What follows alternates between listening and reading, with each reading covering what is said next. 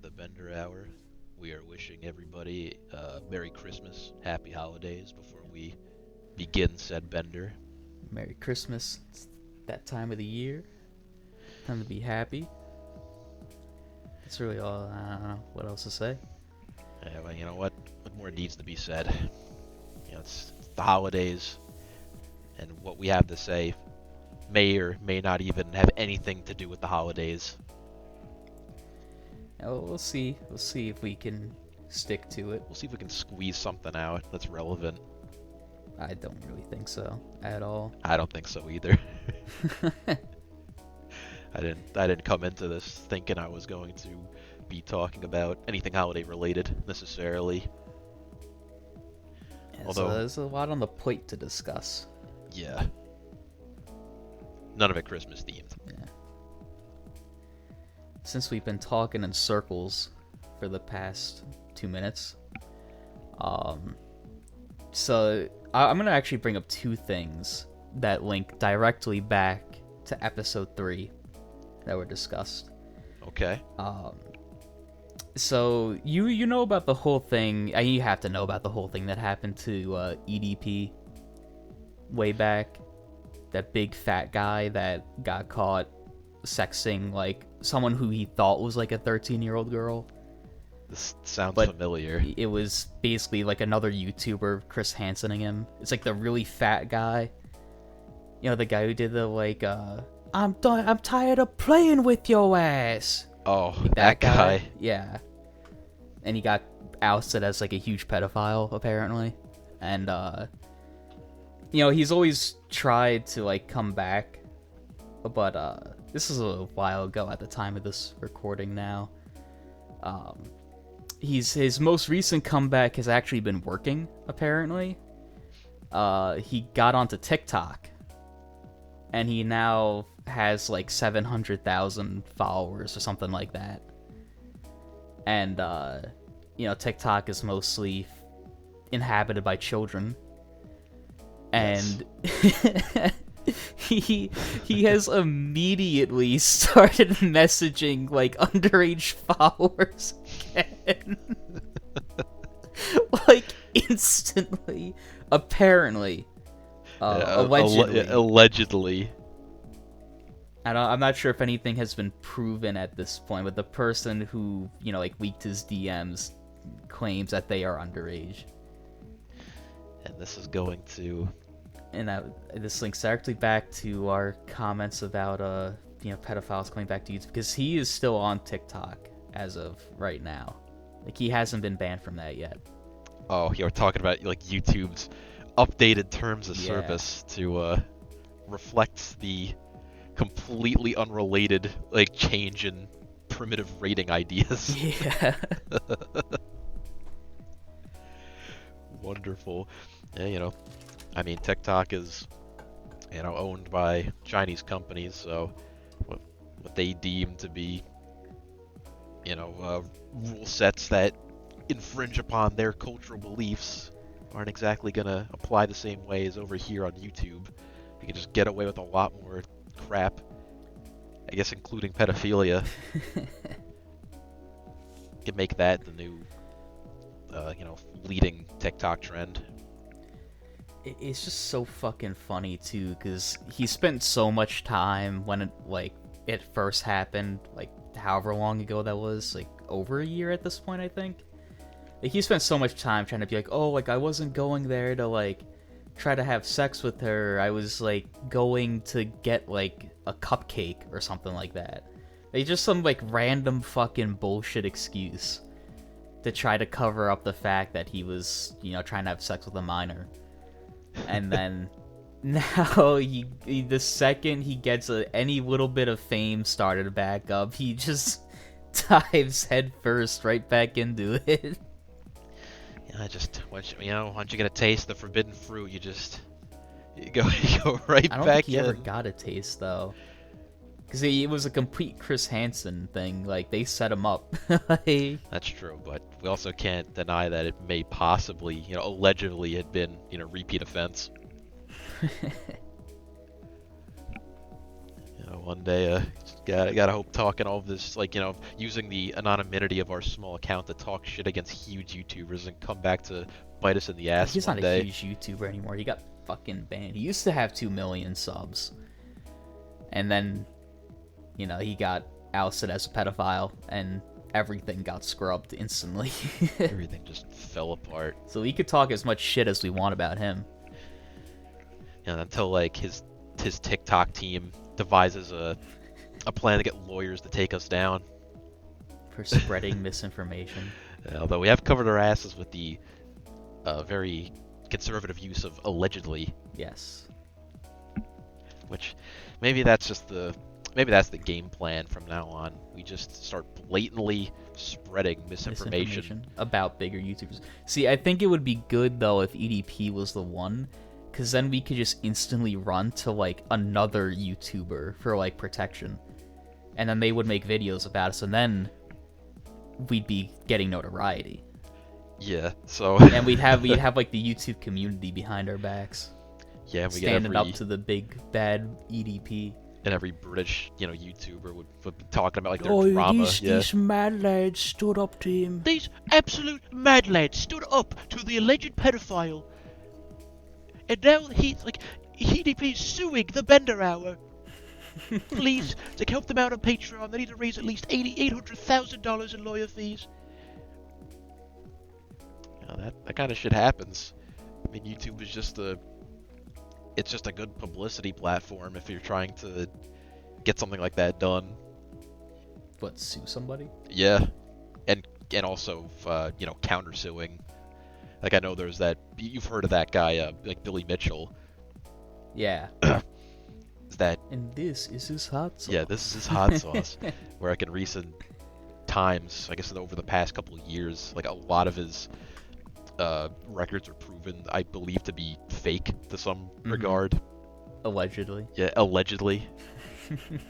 And maybe looking at this now, maybe not even be the best idea bringing it up, but yeah, but there was like some huge YouTubers who like really just took him, like, really just like took him down on their videos, deconstructed everything, said he's like a liar, this, that, and he just came after them maliciously with lawsuits trying to sue them.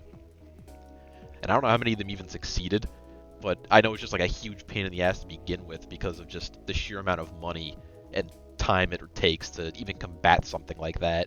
Because now the burden falls upon you as the, convicted asshole. And it's especially like, I mean, this doesn't really play into, but like copyright, the way the copyright system works on YouTube. I don't know if you pay attention to that shit. Because there was a pretty big case where this YouTube channel, if someone's listening to this, they probably know what it is, but it's Actman. I don't know if you ever heard about this whole situation where he got copyright. He criticized another YouTuber's video or something, or he showed clips of another guy criticizing. It was some weird fucking thing. But the guy who got criticized copyrighted, striked his videos. And, like, it just went through this whole thing where, like, in order to repeal them, he had to send the claimer his full legal name, his address, like, all this, like, personal information about it, which, like, that guy then immediately used to, like, find out the Actman's, like, family, and, like, started emailing his mom, and, like, threatening to sue her, like... It just, use the whole apparatus to really just ruin some guy's life. And that's the power play, I guess. And then YouTube Machiavellian. Gave Actman like a community strike instead of the other guy for it. It was that ever resolved, or they just like brush it under the rug? Nobody's talked about it in a while, so I do not know. I have no idea. That's the silly. I kind of stopped paying attention to. That was like a few months ago. Yeah, like the good ending where the Actman just loses. This guy who played the system and just uses all these underhanded, nefarious methods won, proving to all these other people that you could just ruin someone's life. You could get away with it. Get away with it, because YouTube's too busy on that like pedophile update. They're bringing pedophiles back to the kids' videos. They can't deal with this.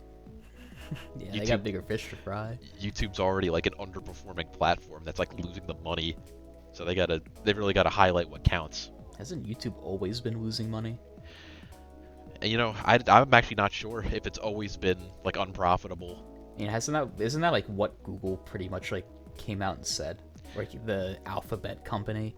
Yeah, they came out and said that like years ago, but like maybe theoretically there was a point where like it was profitable before it was owned by Google. But I don't know. It's just, I mean, naturally they have so much money available that I don't think unprofitability, whatever the word is, being unprofitable matters to them in the slightest. They could lose $1 billion a day for the rest of their existence and still never go under. I'm not sure about that.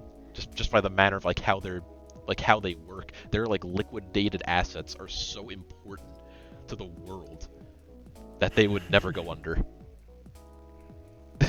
Governments like rely on Google. And it's like all those other like startup companies that just like can continuously get investors.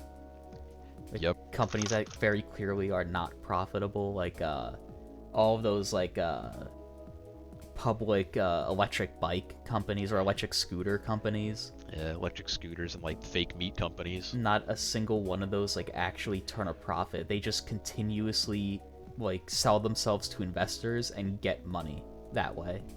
Like that's how they stay afloat. Yeah, I mean, and just keep promising the investors they're like, this is gonna be the year where we finally make some money for you guys, and they just buy it every time. I mean, yeah, you sell yourself as doing like the hip new thing. You get a huge blank check, and then you go under like 8 months later. And run with the money.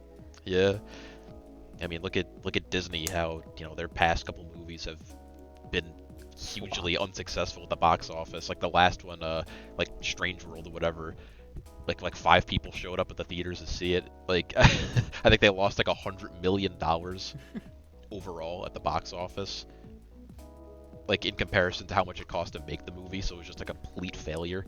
But that's like not gonna stop them at all. That's not even a dent. Already moving on to like Phase 6 of the MCU. Like Thanos is gonna come back. Because I've already like seeing people bring up how, I guess because the hot new thing, which just has to be mentioned, and I've wanted to mention it so far, is artificial intelligence and the sheer strides that it has taken in improving over the past year alone. As I remember, like 2 years ago, it was kind of like a novelty to have these AI type algorithms like replace your face or like make a celebrity start singing a song, or make a celebrity getting fucked in the ass. Yeah, or that, when it was like it was like scary because like deep fake was the word like for the past 5 years that people have been hearing about, and they're thinking to themselves like oh, the deep fakes, they could do anything and fake anything, and well, it's completely fake revenge porn. Remember when everyone was scared of deep yeah. fake revenge porn? Yeah, everyone was scared of deep fake revenge porn and like deep fake like politicians. And so far, as like I think to everyone's knowledge, that hasn't happened to any like major degree yet. And instead, it's all just being applied to like the dumbest stuff possible, like art and literature and whatnot. And we're now seeing the effects of what that is probably going to happen on future businesses and CEOs once they finally get their head out of the sand and realize that AI is the future. Cut out the middleman, and now you're only dealing with AI that's making all of your repeat content over and over. Are you talking about using it to like make like full-on movies? Yeah, because that's obviously going to be the future. I figured you're going for more for like small stuff. Like I've already heard of people saying like, I mean, I don't think we've done on the podcast, but we made jokes about saying that like AI art is just making artists completely obsolete. Like you don't even need to commission shit anymore. You can just put it into an AI. Mm-hmm. But I definitely see the business application of companies putting in their ideas and getting what is essentially concept art. And then you could just do that. Like there are people out there that already, like artists out there that already put stuff into an AI generator, get an image, and then draw over it to like make what they want. And, like companies could just easily do that too. And just save like a few $100,000 probably. Yeah, and that's like only what we can perceive through just like community available AI. If you actually have one of these, like, what the hell is it even called? It's like a GPT, like 3, I think, is the name of like the current AI that's available to the public. Like, if you actually have that code and you have the computer power necessary to, run it continuously without like straining your fucking computer and like having it blow up from the heat exhaustion, you can train it to make almost exactly what you want in terms of pictures.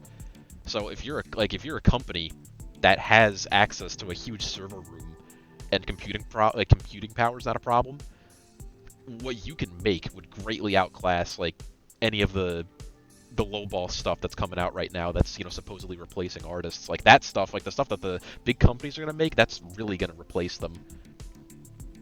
And soon it will be movies too. The video tech art cells lose their job. I mean, they're already pissed. I hate Twitter artists. Like they're already pissed because because now they're just like claiming like oh, I recognize this. Stealing my art. Yeah, I recognize this elbow. Like this is my art. It compiles a bunch of images and uses different aspects of it. So it's stealing art. I don't give a shit. Like it's stealing I've seen art. it draw better porn than any actual human. It's true. I've seen it with my eyes. And it just generates really funnier images too. Yeah, and that's the thing. They'll bark all day about how the AI is just stealing what we have, but like, is that not what like art already is? Just like stealing what other people have done and working off of it. I'm gonna probably overlay this image into the video, but I just remembered the one that we made of of Trump like diving into the water, and like. I'm thinking too, like whose image should it steal for that? Wait, is that the one with the shark? Yeah, the one where he's like underwater and his face all puffed up. Yeah, that was a particularly uncanny Trump. That was like one of the best ones we ever made. Yeah, like for that particular website, or whatever that was, the quality of that was superb. Yeah.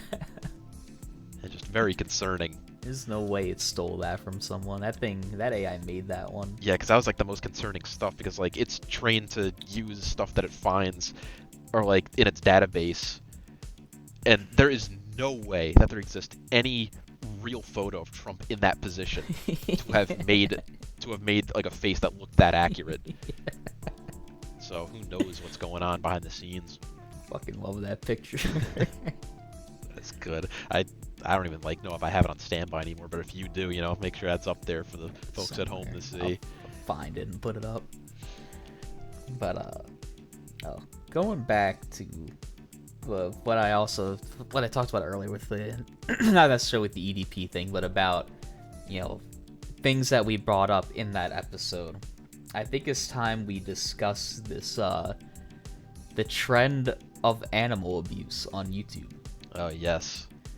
So, in that episode, we predicted the future or a future, I should say, of people putting animals into boat propellers and killing them for views. And it seems that YouTube might actually start heading in that direction with certain channels, mainly these what is that machine called? The machine that destroys everything. What do you even call that thing? I wouldn't even know. I've always just called it the machine that destroys everything. Yeah, but those like industrial grinders that are meant to break down like any material through like a bunch of rotating like cogs, basically. It'll be one of those. Like, I'm looking at this one right now from this channel, Captain Crunch Experiments. Cute baby chicken versus shredder experiment. We got this one channel, Cool Ideas with Experiment, Lava versus Crab. You have Mr. Machine with Turtle versus Shredder.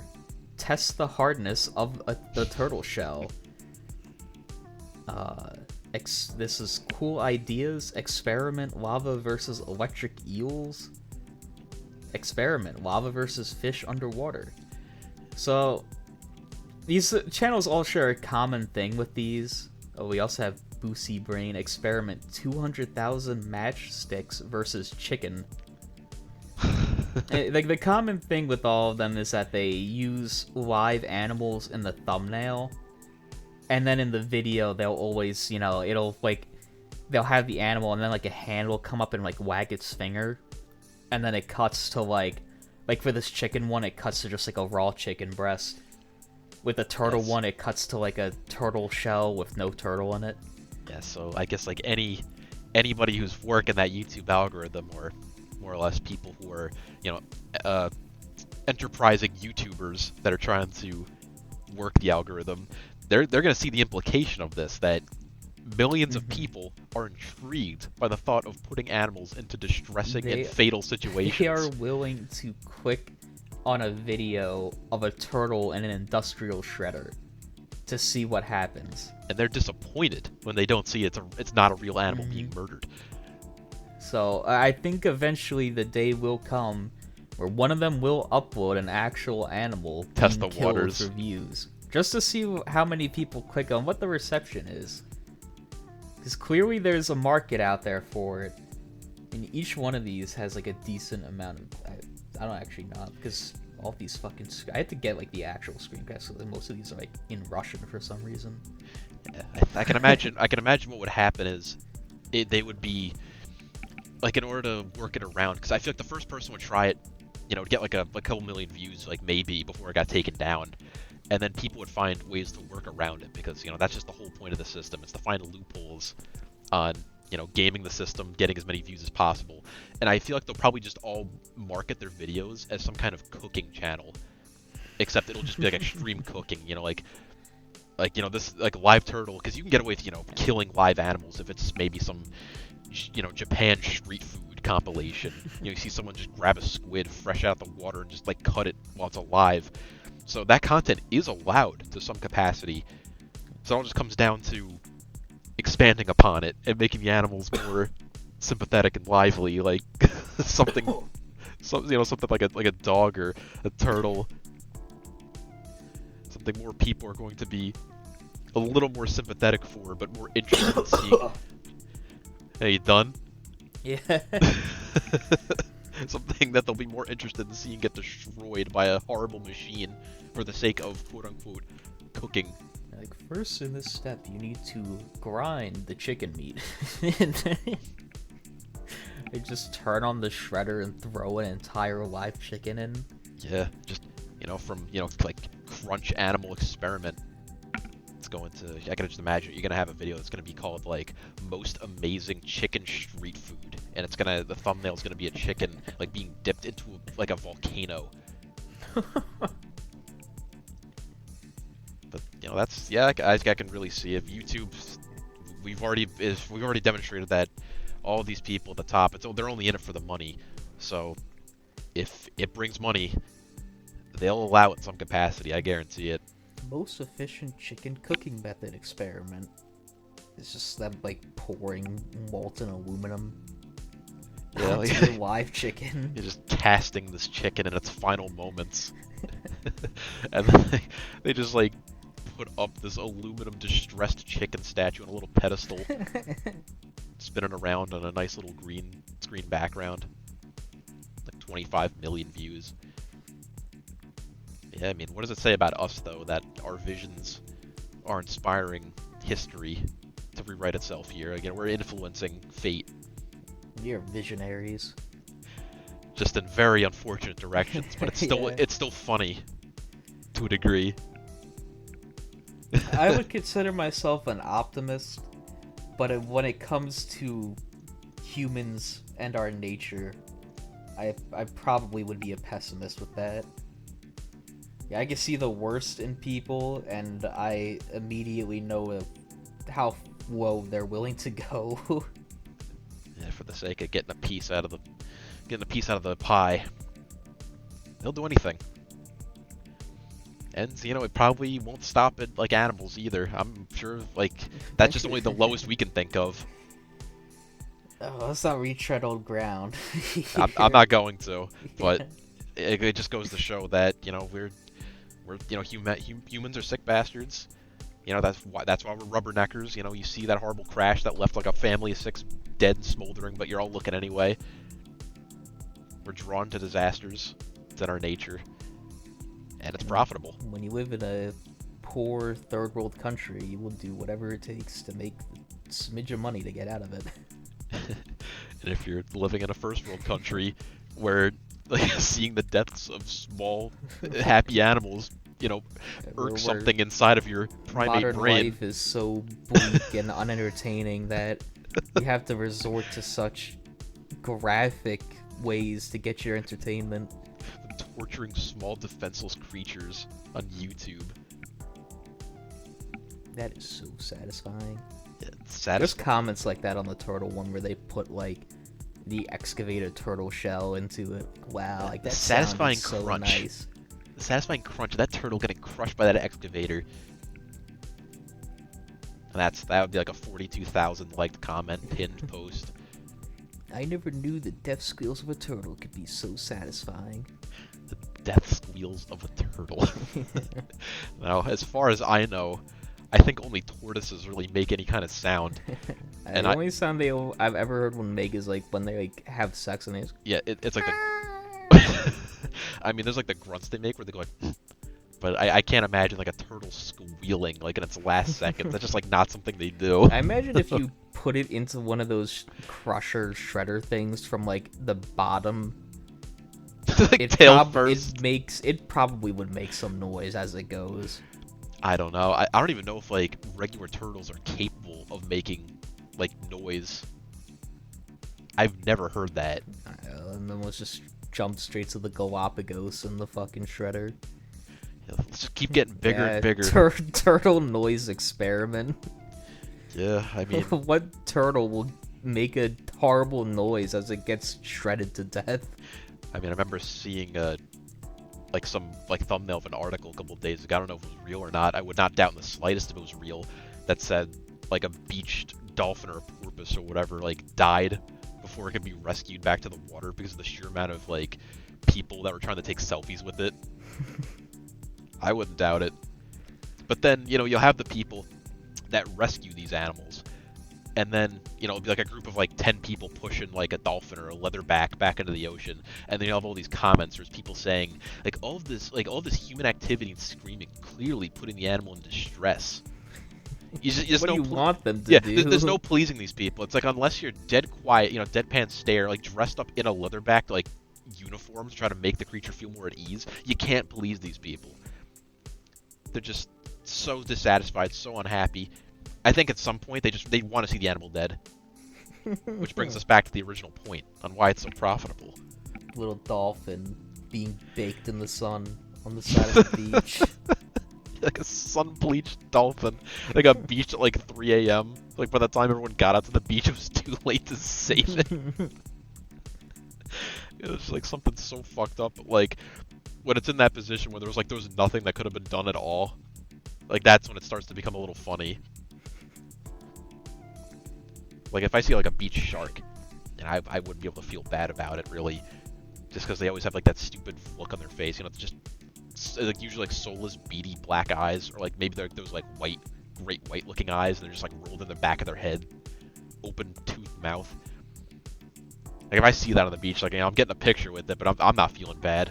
If it was a sun-baked dolphin that's like halfway rotting, being pecked at by like a seagull, I feel a little bad, but it would still also be a little funny. There's definitely gonna be some cuteness to funniness factor when it comes to beached animals. And I'm not the one to make that scale, so I'm gonna be very biased. I got a bit of a story from today.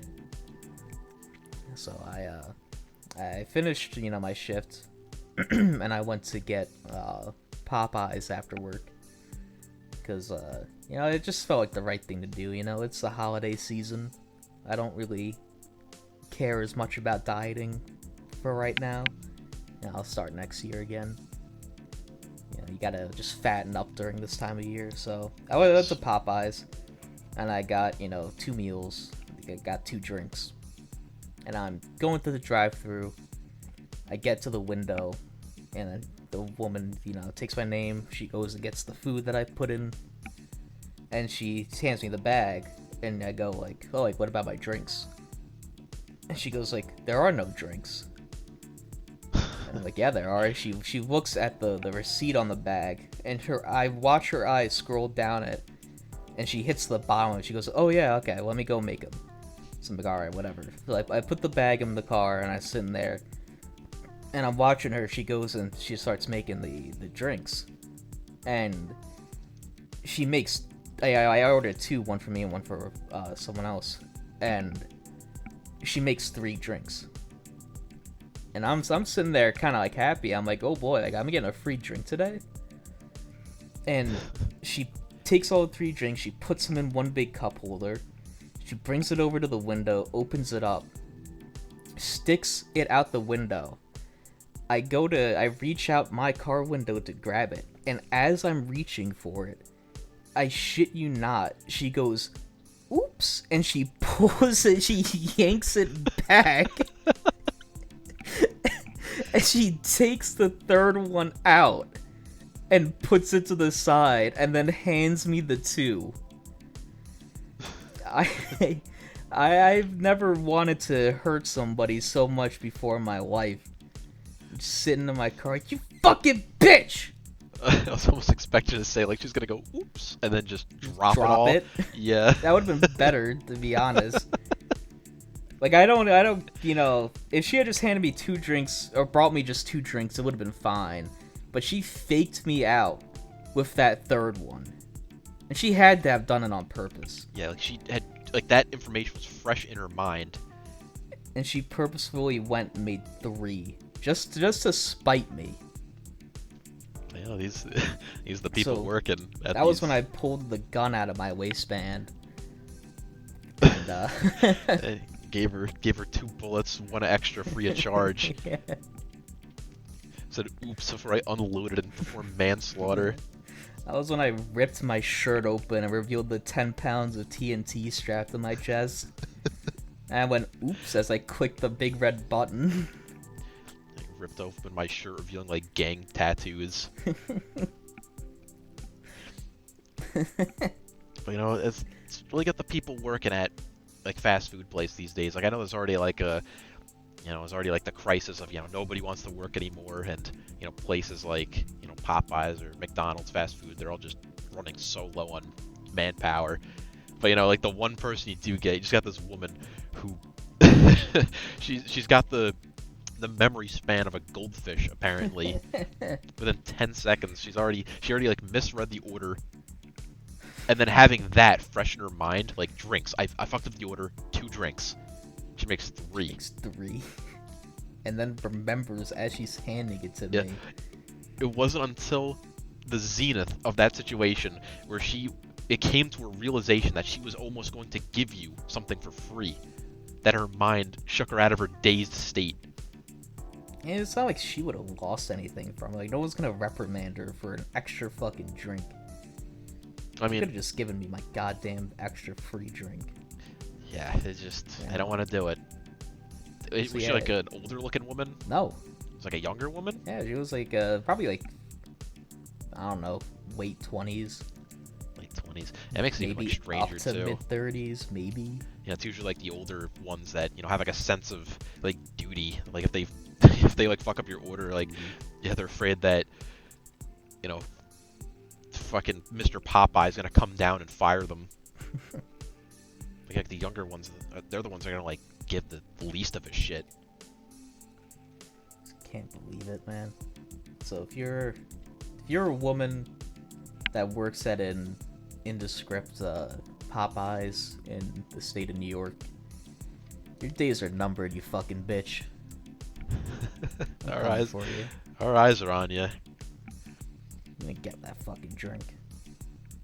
That 3rd drink will be taken with alleged countermeasures. The 10 pounds of tannerite I keep in my car. the alleged 10 pounds of tannerite. Emergency alleged tannerite. Like allegedly under my shirt. Yeah, that does, this thought just popped into my head, but like, I feel like a suicide vest would be the best deterrent, like the best self-defense weapon that you could have.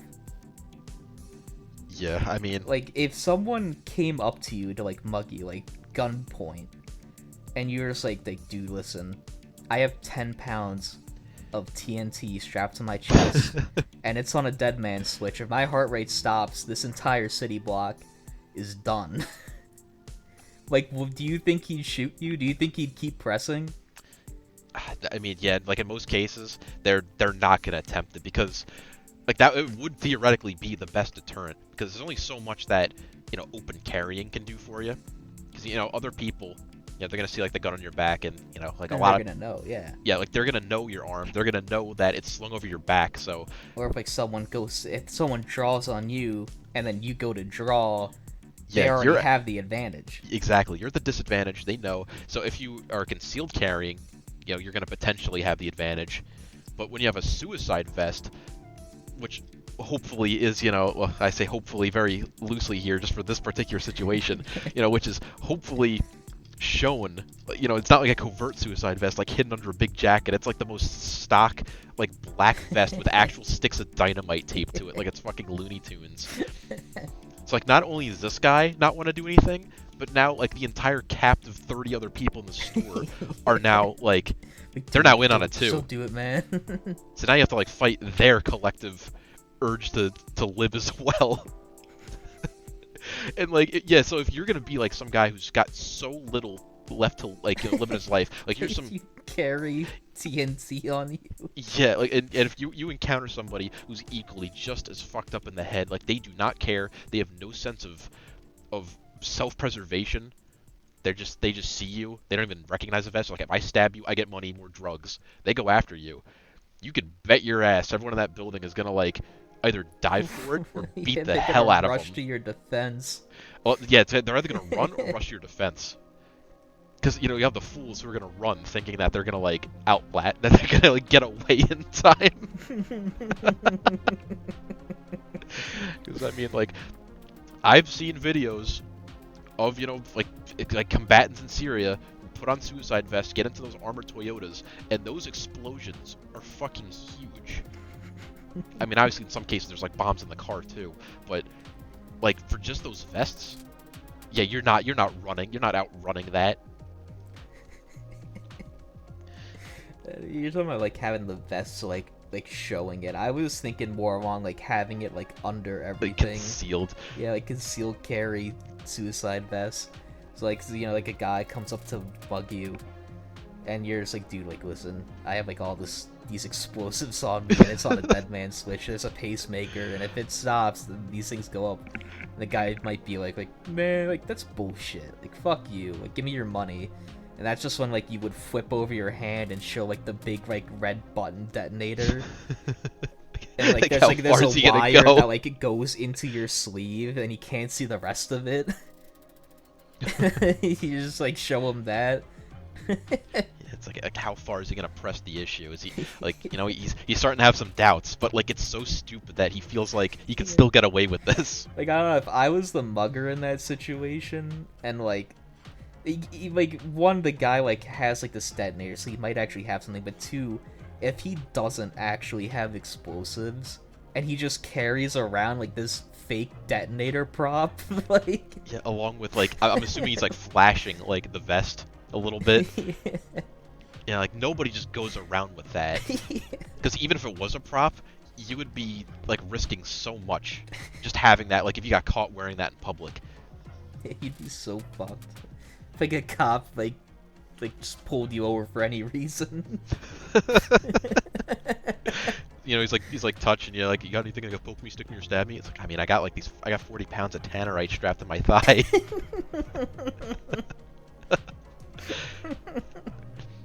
But I kind of like the idea of the like overt suicide vest that just you have it like over everything else you're wearing. Because now, like, it makes it even funnier if someone has the balls to go up to you and start something. You get mugged in broad daylight, and you just don't even say a word. You just light like a long fuse on your chest. It's like it's just going down. He's It's like like a it's like a Looney Tunes style. It's like 5 feet long, and it's like going very, very slow. It's like a long fuse dynamite. He's he's barely got noticeable that it's even like burning at all. Like it looks like the spark is staying in one spot. Like that's how slow it is. The guy's got his switchblade out. He's like alternating between looking at the fuse and like looking at you. Jaw dropped. And then you just better hope he doesn't like pinch it out. Yeah, like blow on it. Just blowing on it. And then just like make it go faster. Yeah, when he's like a crackhead mugger, he probably doesn't like understand that. Doesn't understand how a fuse works. Starts blowing on it. Kills them both. And then like that's the best part too, is that you know in that final minute, in that final situation where it does go off. Good luck piecing together what happened there without witnesses. Yeah. You're really gonna give the investigators a fucking run for their money. Like no detective is figuring that out. All they're gonna know is just like the amount of explosives, and like they'll attempt to like say like find like one like arm somewhere. Yeah. If you're lucky. They'll find like one arm, and they'll find like a switchblade like 6 blocks away, which had one fingerprint on the guy. Covered in like ash. And like Yeah, I just don't think any fingerprints will survive. It would be torn asunder. Yeah, honestly, a suicide vest would just be the best deterrent for anything, because like, you know, you walk into like a CVS, you got like your coupon to buy like a Hershey's bar or whatever, and you know, like the cashier is just like, sir, this coupon expired 3 days ago.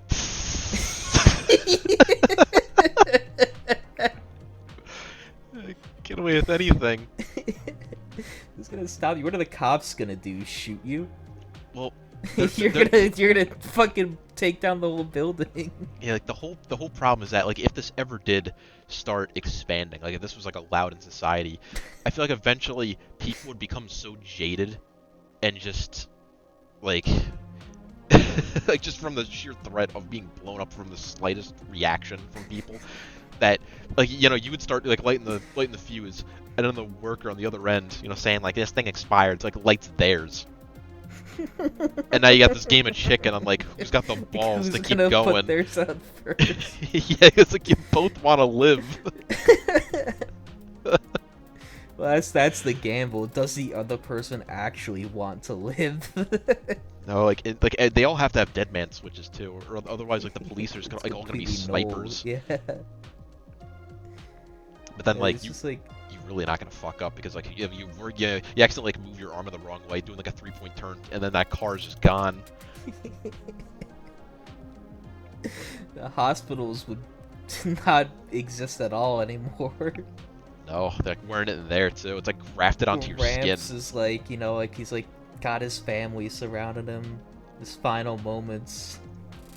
Yeah, you know, like who like said the quote, like an armed society is a polite society. Like yeah, that's what I was actually about to bring up. Like the whole like, you know, like if everyone was armed, nobody would commit crimes because you'd be afraid that like everyone in the store has like a gun on them and they could all take you down. But if everyone has a suicide vest on, then all it takes is one person blowing up to start like a chain reaction that destroys the nation.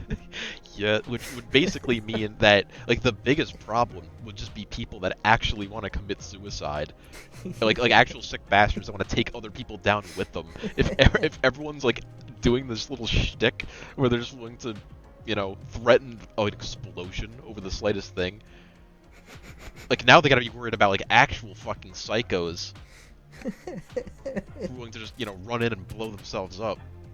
Now everything gets, you know, blown out the window.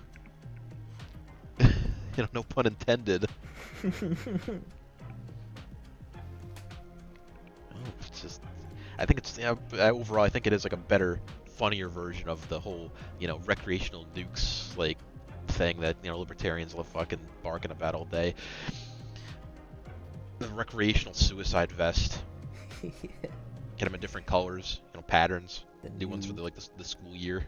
I just refer to it as the new concealed carry. Yeah, I gotta sign up to get my permit to wear my suicide vest. I gotta take like a 6-hour online course. Join a suicide vest club. Etch the serial number out of my suicide vest. Gotta get an FFO. Out of my suicide vest parts kit. You gotta like assemble it yourself. It's like nobody would want to just like get into bomb making like that.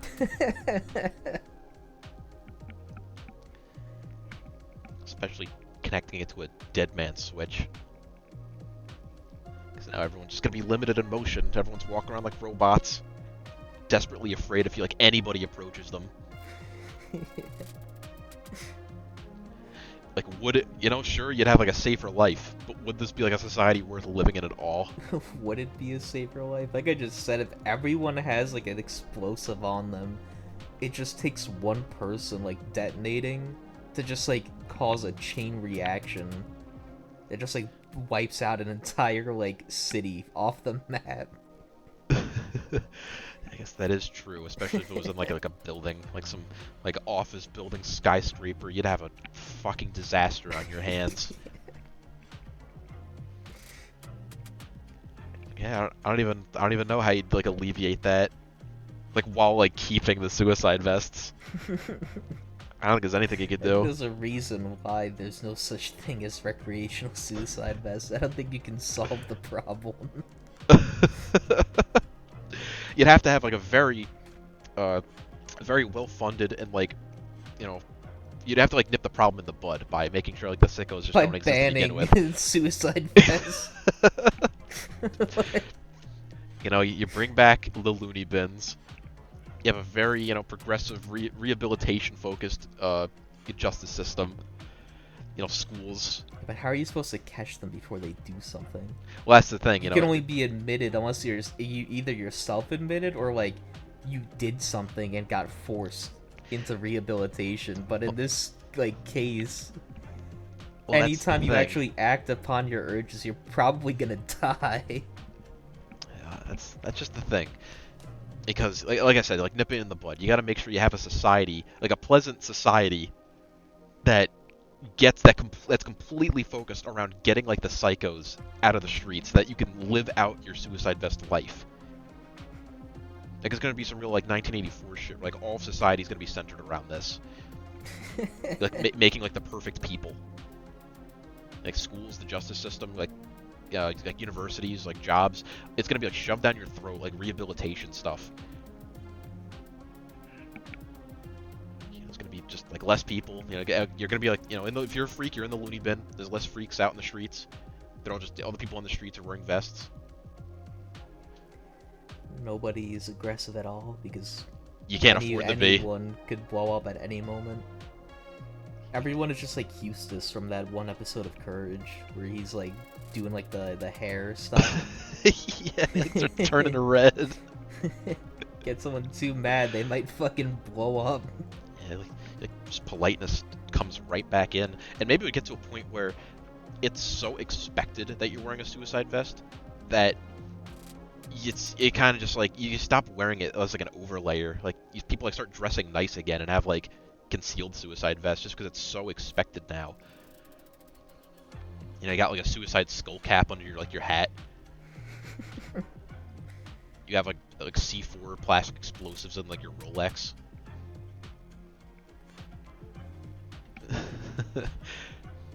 But like it comes down to, would you want to live in this society? Probably not. All things considered. All things considered. Okay, let's say hypothetically, we had this society, and like I said, we had all these like the measures in place, like all these like real progressive systems to reform and rehabilitate people with mental issues, and it has like a hugely drastically reduced amount of people who would hypothetically go out of their way to blow you up just because like they're sick in the head. But there's still like a 4% chance of it happening. Would you still live in this world?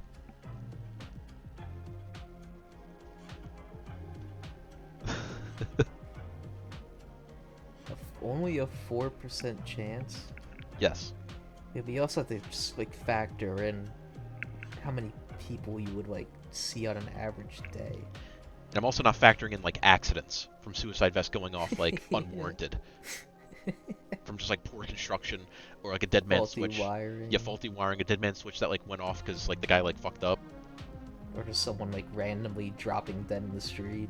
Yeah, or maybe like an accident, like I accidentally crashed your car, had somehow set it off. Fires, like you're just wearing them in the bed and like a fire breaks out in your house. And now that I think about it. What if fucking like grandpa has a heart attack? It's not only are you rushing to the hospital to save his life, but you're like rushing to like stop that bomb. It's like tied to a pacemaker. Because, like, yeah, that would be, like, a horrible situation. Like, you walk in, there's, like, a dead family member wearing their suicide vest dead. And, like, now, like, this emergency response team, you know, all wearing their vests. They have to delicately move this old man who may or may not have it tied to his particular, like, dead man switch. Like, every single situation like that becomes, like, a bomb squad defusal site. And, like, now that I'm thinking about it, honestly, the threat of a psycho blowing you up is way, way less than just the sheer amount of other things that would impact, you know, you having this amount of flammable explosives on you. Like I said, like a car crash. Imagine how, like, that chain reaction would be. Like, just, you know, like, one car goes, like, out in, like, a busy intersection. That's, like, 2 cars, like, 1 car minimum exploding. And now all this shrapnel is hitting other cars, making them bump into other cars. Like, even if the shrapnel doesn't, like, kill the other drivers, it's probably still gonna ignite the fucking bombs on their chest. Yeah, and, like, even then, even if it doesn't, it may kill you, which may be triggered, like, which may trigger a dead man switch and blow you up anyway. There'll just be points where you just, like, have to stop wearing it again. Like, you just don't wear it when you're driving. You don't wear it, like, when you're in the job, like, at a factory, like, some kind of, like, steel mill. Just, the temperatures are too high. What if you're just, like in gridlock on a highway, and, like, some dude just, like, gets fed up and just, like, sets his off? He's just stuck in traffic. The red light, like, he got fucked at the red light. It's like, ugh!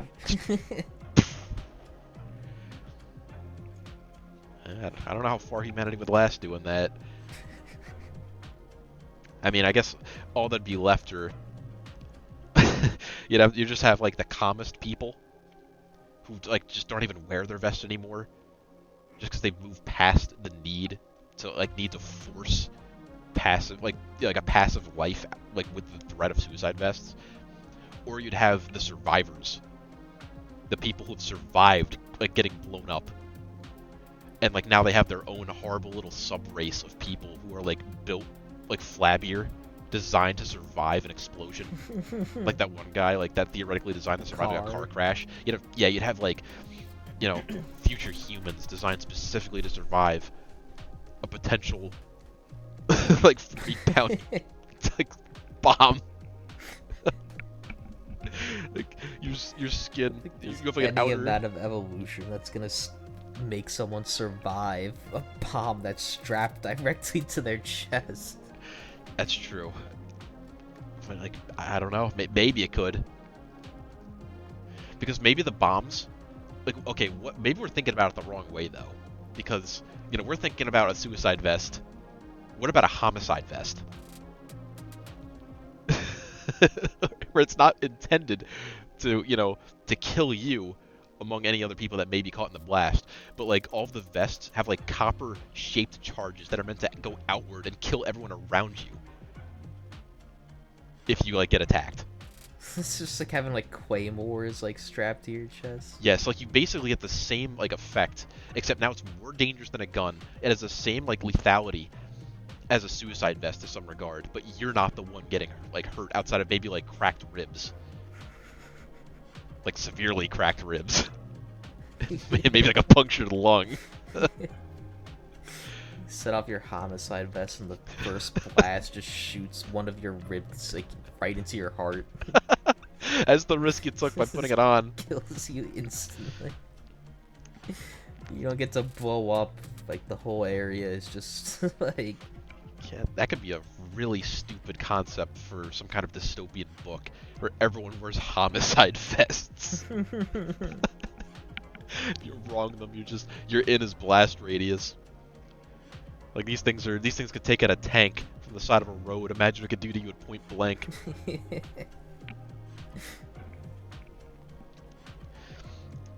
But I mean, that's just one fantastic idea from the minds of the Bender Hour. I think, I didn't expect to pull this one out, but I figured if I don't, I'm never going to bring it up again.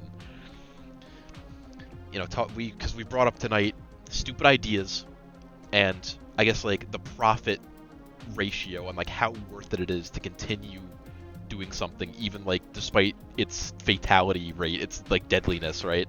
Yeah. So even though this isn't necessarily something that's deadly in any way, how about the all-in-one shower concept? Where it's a shower, but has a larger drain for poop. Now you gotta hear me out here, because I don't think there's a single problem with this. You have the same shower setup, the drain is larger, and anytime you have to poop, you just lift a small little mesh like that covers the drain normally, and you just poop, because naturally the shower is, like the tub itself. Do you have to like reach down to like pull it out, or does it like? I'd imagine it would have a button or like a lever or something. Yeah, I'd imagine it'd be like a lever, kind of like a lever for like a curtain So shade. basically, it's just you put one of those East Asian like squatting holes. Yeah, in a but into your shower. into the shower. And naturally, since you're already in like a better position to be pooping anyway, because like a squat is just a safer position to be pooping in. It's like the natural way. And safer position. I mean, that's what's said. Dangerous it was to sit on my fucking toilet. Well, I mean, to be fair, there is like a chance, you're just because ceramic is deadly. Yeah, there's a chance that my toilet has a major malfunction. It completely shatters and cuts like the veins in my legs and kills me instantly. But just like the suicide vest, it's like a chance. It's something that you're choosing to live with, despite the small chance of it happening. But you can negate all of that. Like toilets typically only shatter if you squat on top of them. Yeah, but that's how you're supposed to use them. Yeah, I don't think they've ever shattered from someone sitting on one. I mean, I'm sure they have statistically, but it's probably extremely rare. But I think the all-in-one shower is great. I mean, people are already just more comfortable in the shower to begin with. It's, not only is it more privacy, but now, like, people won't necessarily, they'll have a harder time hearing you pooping, because, a lot of people out there that are poop shy. You have to, like, take a shower every time you shit. Well, it'll already be deafened. Poop shy? Because, yeah, like, poop shy, that's like a real term where people don't like pooping, if someone else can hear it, if it's in public or maybe at a home, you don't want to unload in the toilet because you got family. Yeah, exactly. When I get into the toilet, I'm screaming. I let everyone in the house know. If you don't want to hear it, I'm letting you hear it. Not only do they know that I'm, like, shitting, they know that I'm having trouble shitting. I'm in agony. I'm kneeling on the ground, ass in the air, hammering the floor, trying to like fight off this like 4th degree stomach ache that's going to kill me. You're gonna hear me dry heaving on the floor for 40 minutes after I finally push it out. Like dry heaving, like you smelled it. So bad. Back to the talking about the all-in-one poop shower again. Because like I said, people are naturally just comfortable in the shower. It'll help those poop shy idiots. You'll often hear people say that they just kind of feel dirty after pooping and they'll just like have an urge to shower anyway. You have it right there. If you need the poop, you already got the shower on. I can't think of a single thing wrong with this. Yeah, but what if you like already showered for the day? And if you're poop shy, that's not gonna help because it's gonna be like, oh, taking your 3rd shower today, huh? Like. Okay, but that's like something unless you're going outside the poop, you're not gonna be able to hide that anyway. Like if you're shitting 3 times a day, if you're going into the bathroom, like this like asshole roommate that's gonna call you out for it, he's gonna call you out. I'm saying is that at least with the shower, like the sound of the actual like water hitting the tub will mask like your potential groans and shit. Yeah, but you're gonna have to take a shower every time you want to shit. Not necessarily.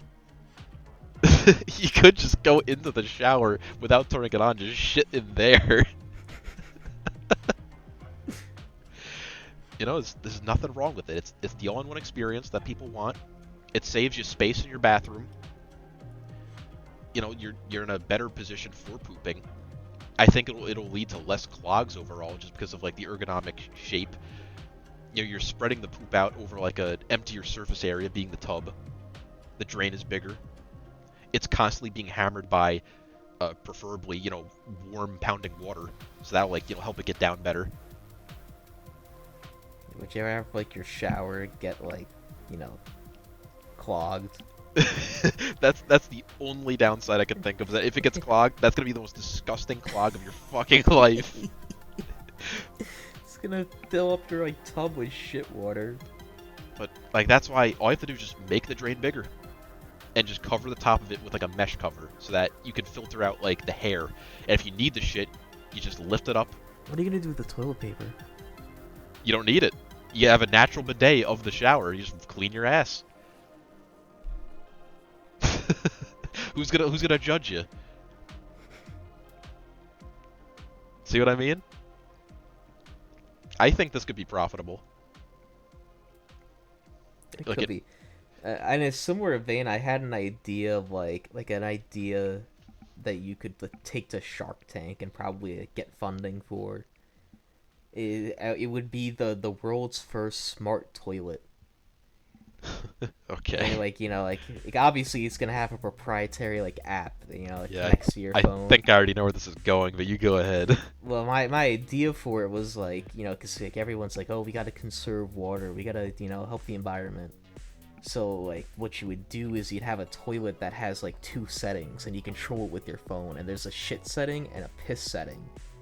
And the piss setting, like, the toilet pretty much like drains itself with water, and like it basically just becomes like a sink at that point. Like you kind of just piss into like this empty thing, and then you just like spritz a little water as needed to get the piss down.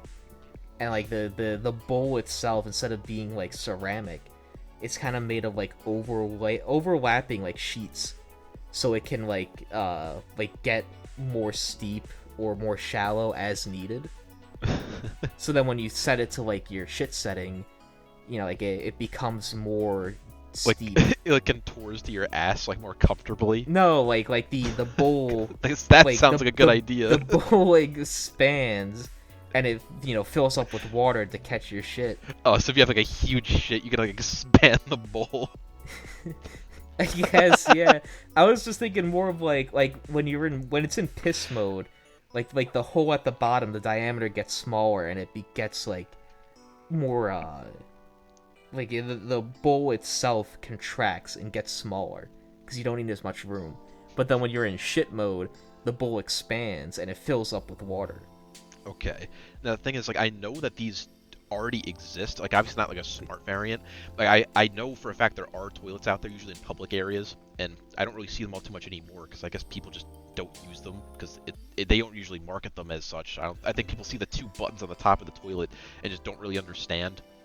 But those were like a big thing, like maybe like 10 years ago. I've seen them. But if you like labeled it as a smart toilet, people would buy it for that purpose alone. Like, say, like, you know, reduce the carbon like footprint impact on our green earth, use less water for your turds.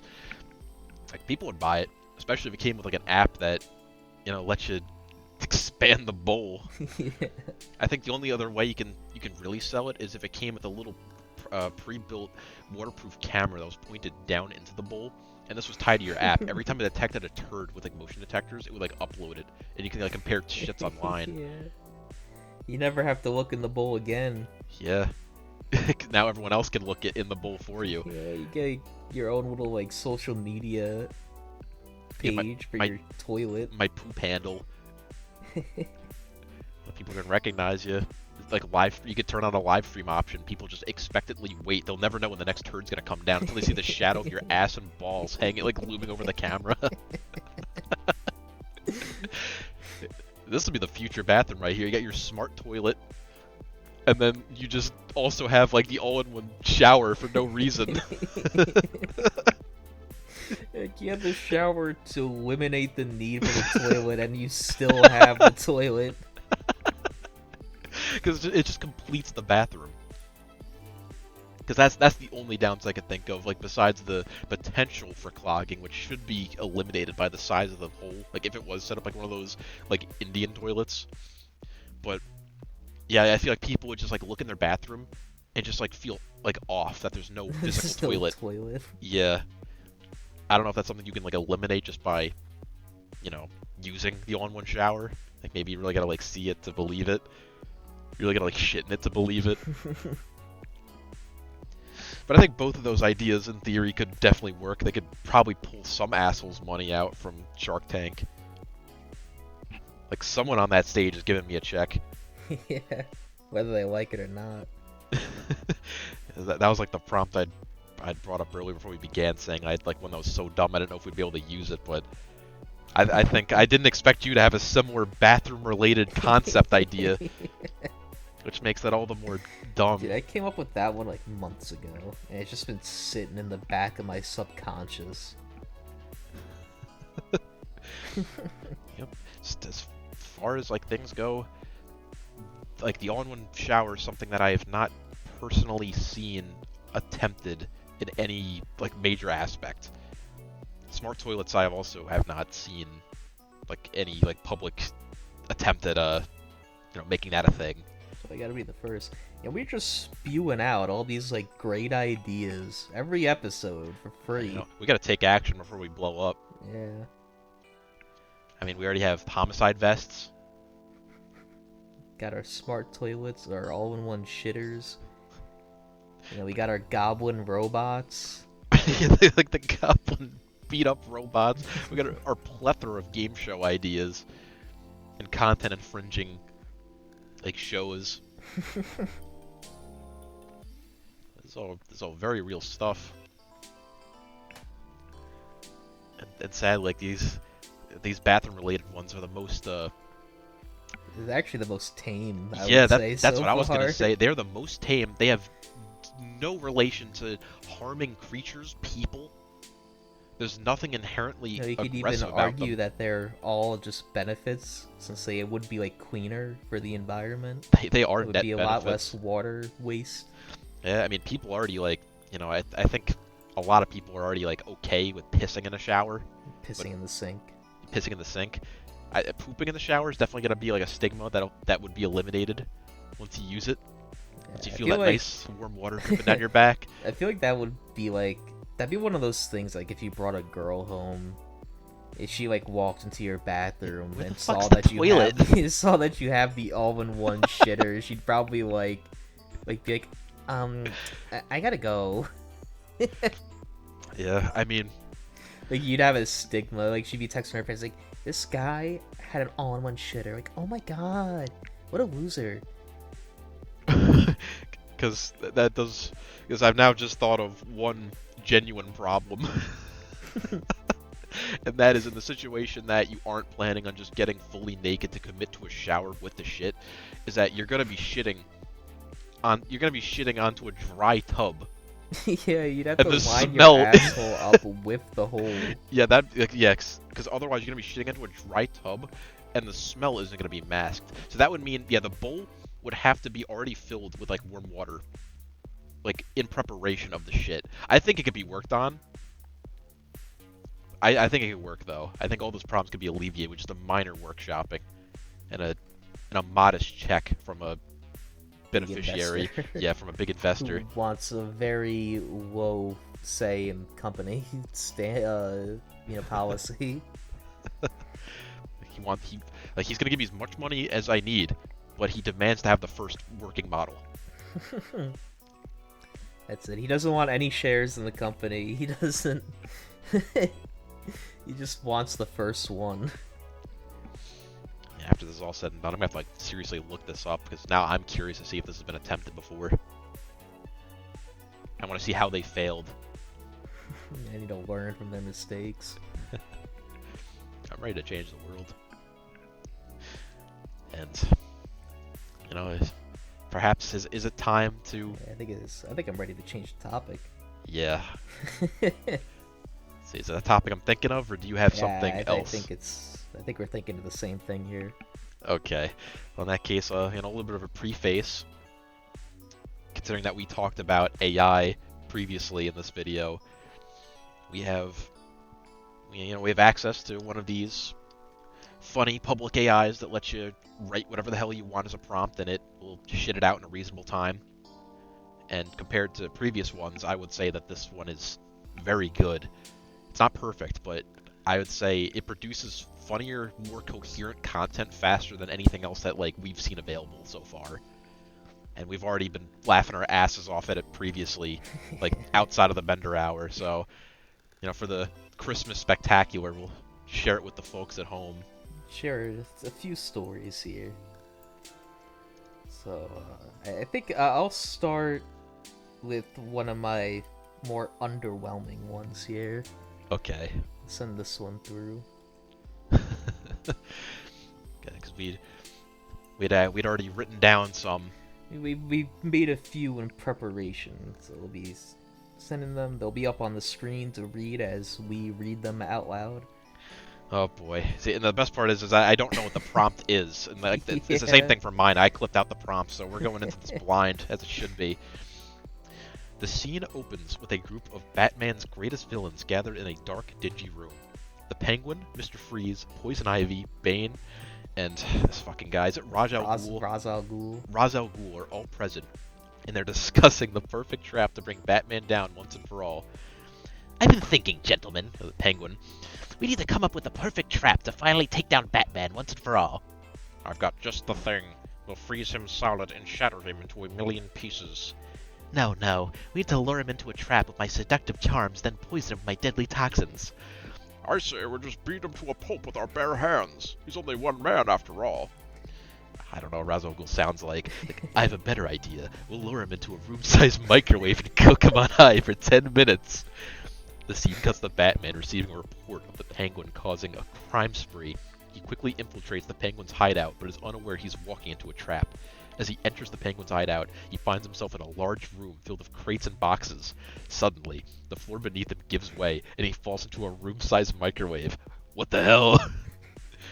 The Penguin cackles with glee as he turns on the microwave and starts cooking Batman on high for 10 minutes. Batman struggles to free himself, but it is no use. As the 10 minutes pass, Batman becomes increasingly frustrated and angry. He manages to escape the microwave, but he's immediately confronted by Mr. Freeze, who traps him in a block of ice. Damn it! Not again! Batman manages to break free from the ice, but he's then confronted by Poison Ivy, who uses her seductive charms to lure him into a trap. She poisons him with her deadly toxins, but Batman is able to resist and escape. It's just not Batman. It's not Batman's day. Next, Bane confronts Batman and beats him to a pulp with his bare hands. Batman is severely weakened, but he manages to escape and flee. Finally, Ra's al Ghul lures Batman into another room-sized microwave and cooks him on high for 10 minutes. Batman is at his breaking point, and he realizes he can no longer continue as the Batman. I can't do this anymore. I quit. The movie ends with Batman hanging up his cowl and retiring from his role as the Dark Knight. The villains have finally succeeded in bringing down the greatest superhero of all time. Oh man, they really kicked his ass. It wasn't enough that he got cooked on high twice, but then Bane beat the shit out of him. Okay, that was pretty good. Should we read what our prompts were? I mean, afterwards. That's up Should we to just you. leave it a mystery? Honestly, what do you think? I think I kind of prefer the mystery. The air of mystery really sells it a lot better. I'll send you the first one that I had made. You sent 2 pictures. Is this all It's a one? 2-parter, yeah. Okay. It's an old classic. Oh god. Immediately starts out and I see the name that I've seen so many times before. Okay. Good evening and welcome to the 2024 presidential debate. I'm Chris Wallace, and I will be moderating tonight's discussion. Our two candidates are incumbent President Joe Biden and former President Donald Trump. Why is he talking like that?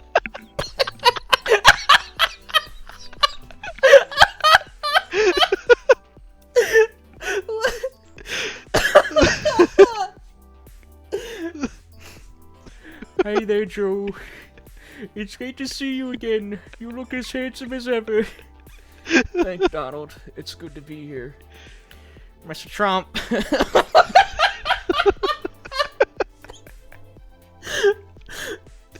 I'm going to have to ask you to refrain from making inappropriate advances towards the presidency.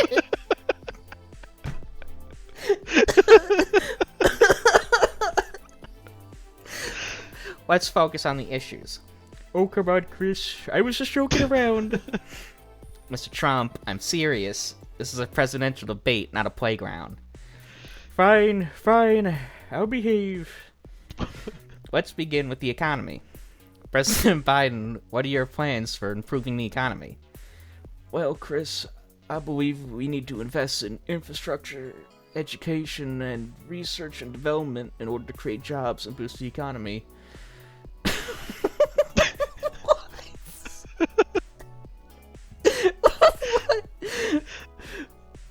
Well, that's all well and good, Joe. But what about the toilet?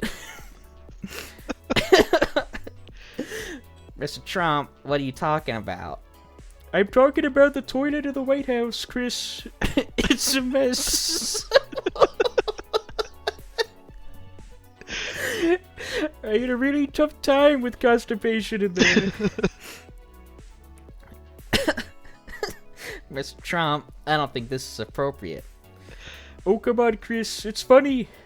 You should see the shape of it. Absurd. I had to deal with it there. You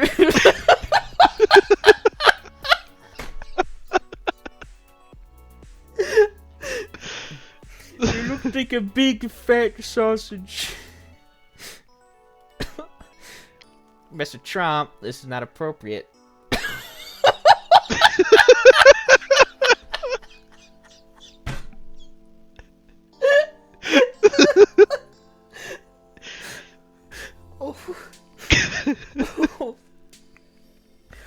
Oh, come on, Chris. Lighten up. I even took a bite of it. It tasted like chicken. Mr. Trump.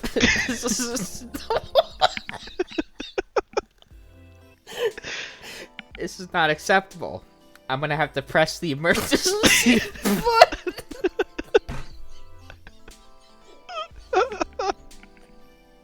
Just doesn't stop. Oh. Chris Wallace presses a button and a candid video taken from inside of the White House toilet. The screen behind the candidates.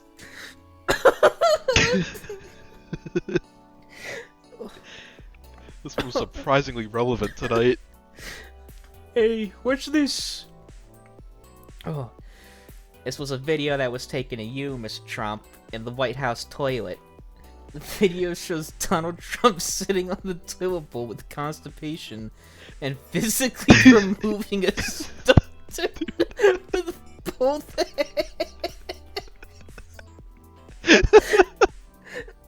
Oh. Hey, that's private.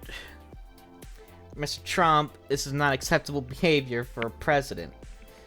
I agree, Chris. This is not what the American people want or deserve from their leaders. Let's move on to the next topic. The debate continues, but the incident with the toilet video hangs over the rest of the discussion. The emergency button. Whew. It was a fucking struggle just to get through that one. Which one do I want to send next? Okay, I'm gonna send this one. Okay, I just plan on sending mine in order. I'm starting from, bottom up here. Alright, let's see. Here we go. Ugh, come on. When would the stupid fire alarm shut off? Fine, I'll just take it down. Finally, some peace and quiet. Wait a minute. What if there's actually a fire or a carbon monoxide leak? Alarm starts blaring again. Oh, come on! You know what? Forget it. I'm just gonna play some 5 Nights at Freddy's and review it for the angry video game nerd. At the James sitting at his desk playing the game. So, 5 Nights at Freddy's is a horror game where you play a security guard at a pizza restaurant. Your job is to survive the night by watching security cameras and making sure the animatronic animals don't get into your office. It sounds simple, but trust me, it's not. These animatronics are creepy as hell, and they'll do whatever it takes to get to you. And to make matters worse, the power is limited, so you have to conserve it by closing doors and turning off the lights. Got the James struggling to survive in the game. This game is tough, man. I've been playing for hours, and I still can't get past the first night. And to make matters worse, I'm starting to feel really tired and dizzy. I don't know if it's the game or if it's something else. Wait a minute. I just remembered that the fire alarm was going off earlier. Could there be a carbon monoxide leak in my house? Oh no, that's not good. Starts to pass out. Got the James slumped over his desk, unresponsive. Narrator. Sadly, James Rolfe never realized the danger he was in. The fire alarm was actually warning him of a carbon monoxide leak in his house, but he ignored it and continued playing 5 Nights at Freddy's. By the time he passed out, it was too late. He'd already been exposed to lethal levels of carbon monoxide, and he never woke up. Come to a black screen with the words "In memory of James Rolfe" written in white.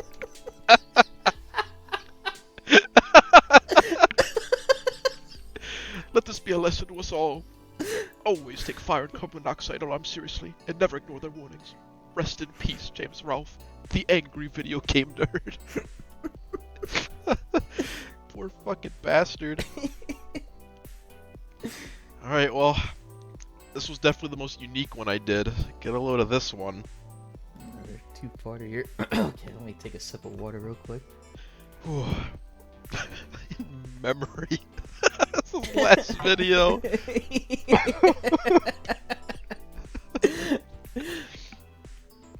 Alright. I was browsing the yard sale at my neighbor's house, looking for a good deal on a DVD player when I stumbled upon a dusty old DVD of SpongeBob SquarePants.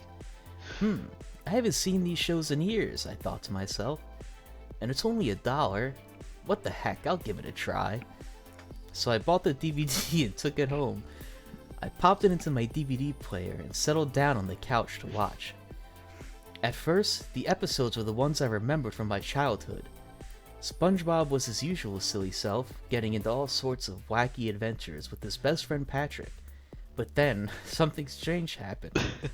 As I was about to fast forward to the next episode, I noticed that there was a strange, unlisted episode at the end of the DVD. The title of the episode was The Secret Shame of Mr. Krabs. Intrigued, I pressed play. The episode started with a shot of Mr. Krabs in his office at the Krusty Krab. But something was off. Mr. Krabs looked pale and sickly, and he was pacing nervously around his office.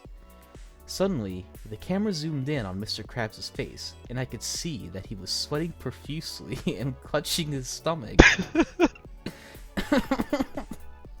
Mr. Krabs groaned and clutched at his stomach, and then, with a loud fart, he let go.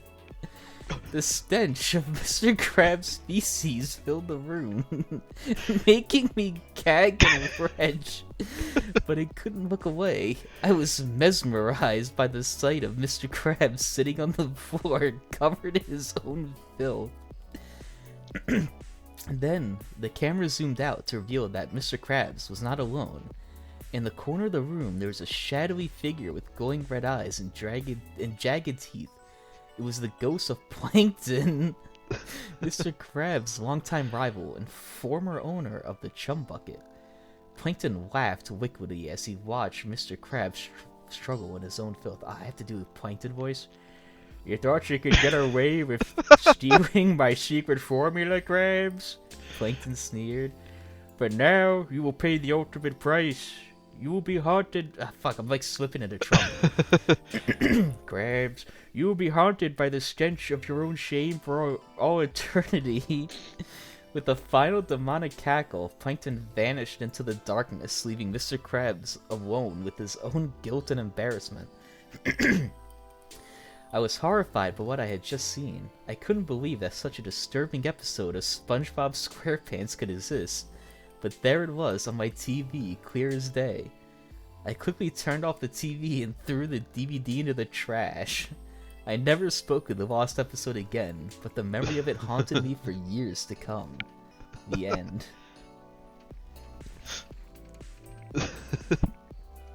Fucking like fake creepypasta. Fucking real. Well, before I send my actual next one, I'm gonna send this. This is the one I talked about that since we're, it's on the creepypasta here.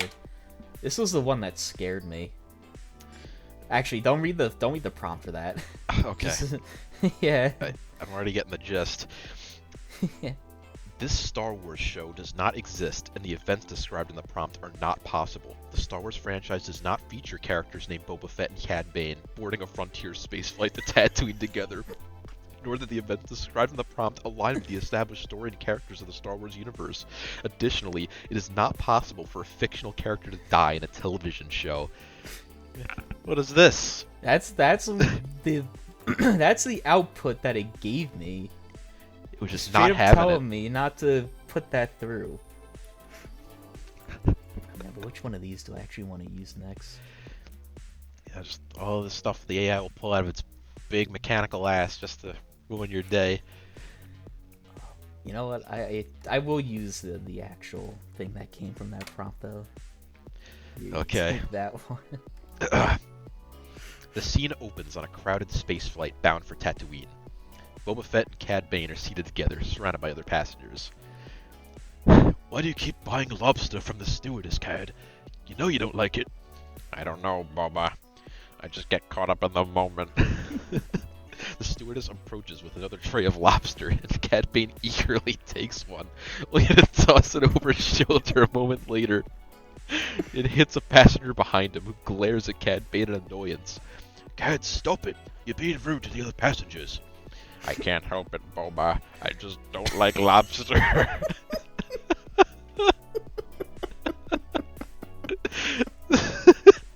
Boba Fett shakes his head in frustration. Before he can scold Cad Bane further, the bounty hunter suddenly lets out a loud fart, and a foul smell fills the air. Cad, what the hell? You shit your pants! Fucking asshole!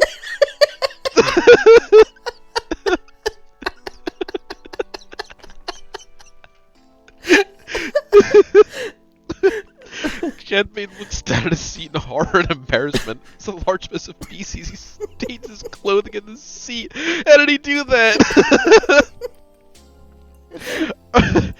I'm so sorry, Boba. I don't know what came over me. You need to go clean up, Cad. Now! Cad Bane sheepishly gets up and makes his way to the bathroom, but as he passes by a passenger, the passenger trips him, and Cad Bane falls to the ground with a sickening thud. Cad, are you okay?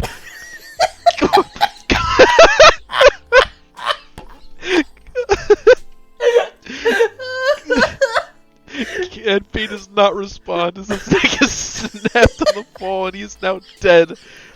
You murderer! I'll make you pay for what you've done to Cad.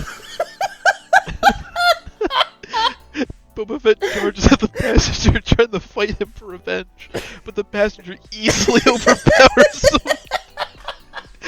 Boba Fett falls to the ground, also dead. The scene ends with other passengers on the flight looking on in shock and horror at the two dead bounty hunters. They fucking suck. Two of the most notorious bounty hunters in the galaxy get killed by an unnamed passenger. I mean, like, one was just a freak accident, the second one was just embarrassing. I just want to know, how did fucking Boba, like, ghost transfer his shit into, like, Cad's pants? The prompt was Cad shit his pants. I think when it said bounty hunter, it was referring to Cad.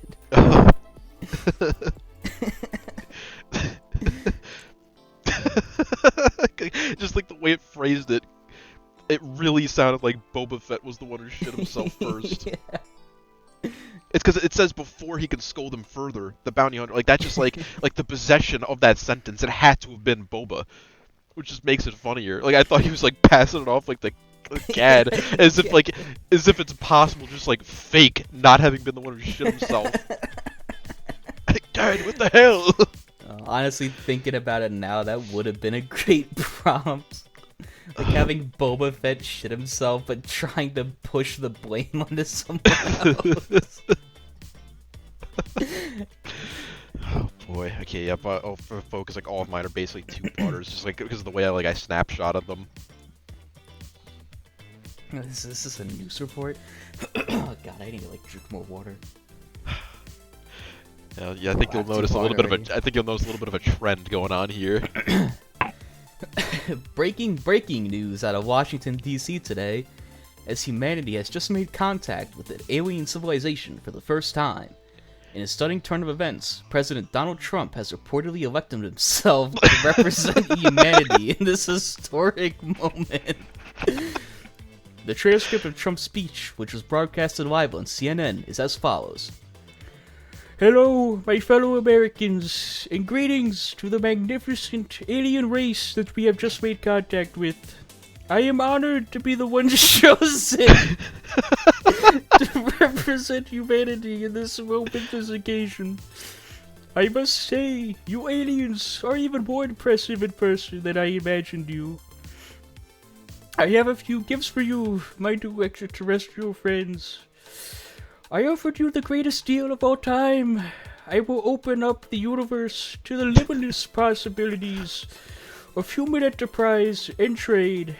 But beware, if you do not agree to my terms, I will have no choice but to unleash the full fury of the American military upon you. Secondly, I must say that you are quite handsome, if I may be so bold. I have never seen such fine specimens of alien masculinity. Perhaps we could discuss a potential mating arrangement at a wait.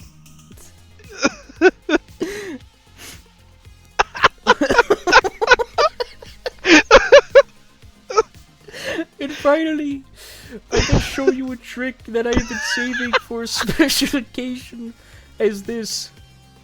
Watch closely, my alien friends, as I remove my...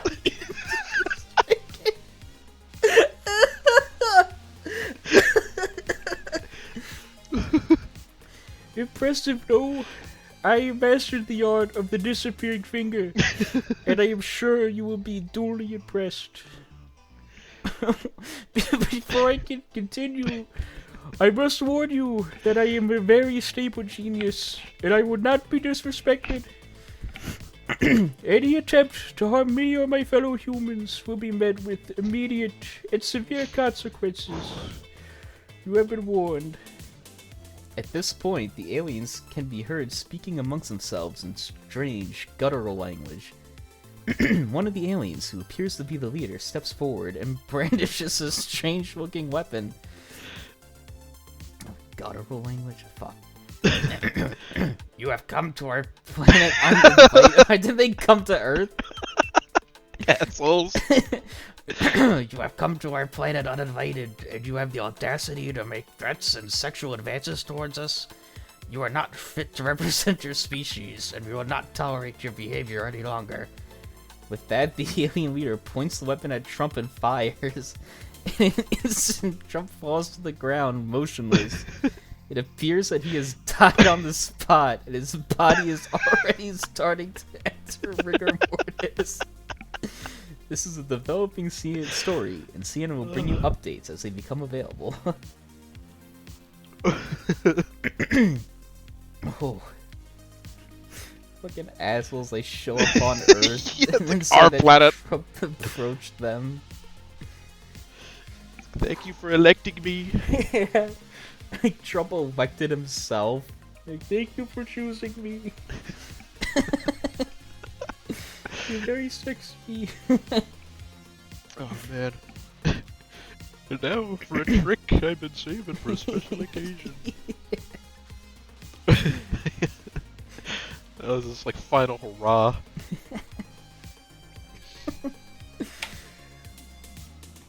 I think you'll get a real kick out of this one. Oh, my favorite. Good evening, and welcome to the 2024 presidential debate between Donald Trump and Joe Biden. Thank you, Chris. It's great to be here. Thank you, Chris. I'm looking forward to having a productive discussion tonight. Let's begin with the economy. Mr. Trump, you've been campaigning on your record of strong economic growth. Can you discuss the specifics of your plan for continuing this growth in a second term? Of course, Chris. I have the best plans for the economy. I'm going to cut taxes and regulations. We're going to make America great again. That's not a plan, Mr. Trump. That's just empty rhetoric. We need to invest in infrastructure, education, in order to create jobs and grow the economy. Mr. Biden, can you discuss how you plan to pay for these investments? Absolutely, Chris. We're going to make the wealthy pay their fair share. We're going to close corporate loopholes. Let's move on to the issue of health care. Mr. Trump, you've promised to repeal and replace the Affordable Care Act. What is your plan for ensuring that all Americans have access to affordable health care?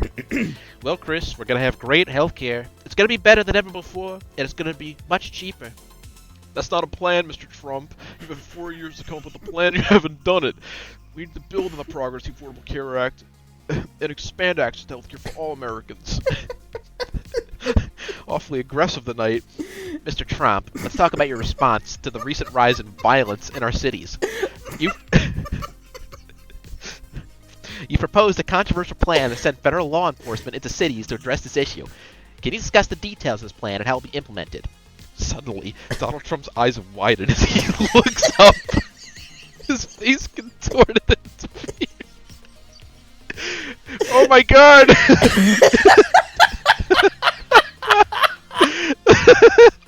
A giant spider! It's coming right for us! Mr. Trump, what are you talking about? Mr. Trump, please calm down. There's no spider here. But it's too late. The giant spider sends him on the stage, wrapping Chris Wallace in a web and pulling him up into the air. Chris, are you okay? Oh my god! Oh my god, this is terrible! The spider scurries off stage, dragging Chris Wallace with it. The beat is temporarily halted as the moderators and audience try to come to grips. What just happened? Oh, that one fucking snuck up on him. You know, and the dumbest part is that I made something fairly similar. I don't think like it really got anywhere though, but I did do something very similar where I think it was the exact same thing where Trump suddenly froze in fear, but it was a snake. I just didn't like how it ended though, so I never sent it. Well, if you want, this is my opinion, was the best one that I had. Oh boy. Here you go. The next one that I have is also might be the best one. It's a two-parter though. I have two separate ones. I'm gonna send both of them. Here you go. A Carboniferous Chronicles. A Trump time travel tale. Narrator David Attenborough. In this installment of the Carboniferous Chronicles, we follow former President Donald Trump as he is sent back to the Carboniferous period. Hello everyone, it's your favorite president, Donald J. Trump. I'm here in the Carboniferous period, and let me tell you, it's great, just great. The climates, the plants, the animals, it's all just great. But as the day passes, Trump quickly realizes the challenges of surviving in the wild. I've tried to eat everything I can find, but nothing seems to work. These plants are poison, and these animals are just too tough to chew. I'm getting hungry and tired, and I don't know how much longer I can last out here. As Trump's situation becomes more dire, he becomes increasingly desperate and scared. Help! Somebody help me! I'm all alone out here, and I don't know what to do. I'm starving, and I'm getting weaker every day. I need to find some food and fast. But despite his best efforts, Trump is unable to find assistance, and his condition continues to deteriorate. I don't think I can take much more of this. I'm starving, I'm exhausted, and I'm all alone. Why did this happen to me?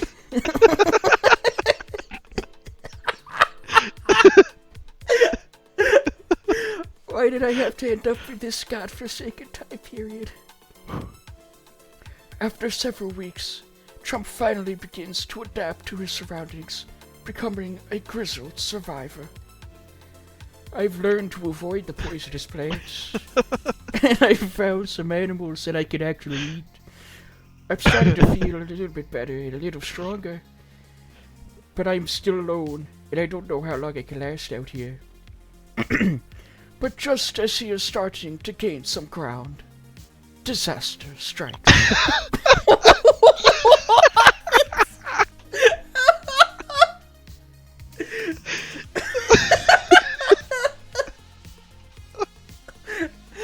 Oh no! I've been shot!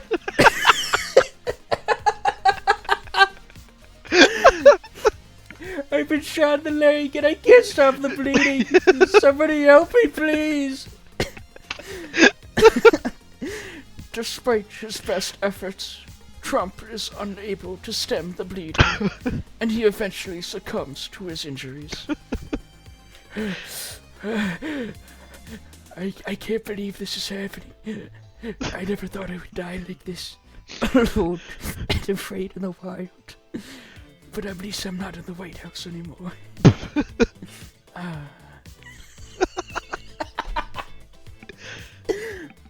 And so ends the story of Donald Trump's time in the Carboniferous period.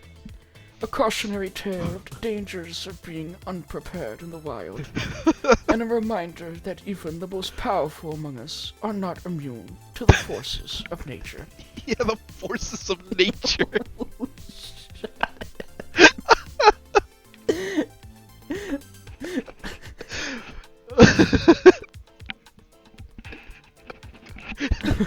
I've been shot. Ew.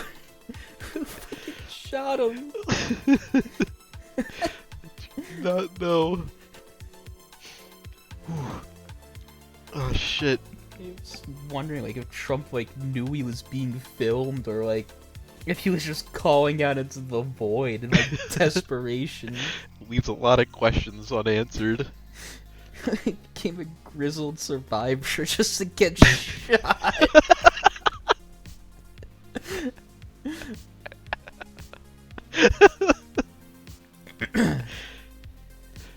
Alright. This one, like I said, this is the last one that I have, but it's a two-parter, so I'll send the first part. Okay.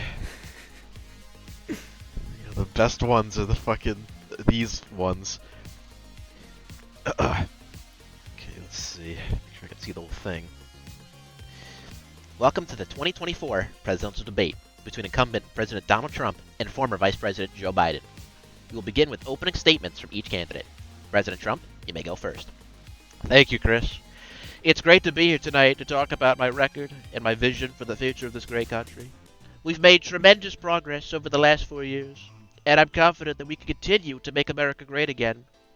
Thank you, Chris. It's good to be here tonight. I believe that we need to take a different approach to leadership in this country. We need to listen to the American people and work together to address the challenges we face. Thank you both. Let's move on to the first question. Mr. President, you've been criticized for your handling of the economy and the ongoing trade war with China. Can you explain to the American people why you believe your policies have been good for the country? Absolutely, Chris. The economy's doing great under my leadership. We've created millions of new jobs in the stock markets at our low-time high. And as for the trade war with China, I'm standing up for American workers and putting America first. But let me tell you, I've been thinking about doing a little gym tonight. I think I can really liven things up in here. Mr. President, I don't think that's appropriate. This is a serious debate. We need to focus on the issues. I agree, Mr. President. This is not the time or place for that. Let's move on to the next question. Come on, guys. It's just a little jib. I promise it'll be fun. Mr. President, please, it's not a joke. We need to talk about the real issues facing this country. Mr. President, I'm going to ask you to stop interrupting, and focus on the questions. Fine, fine. But I'm still going to do my jib. You'll see.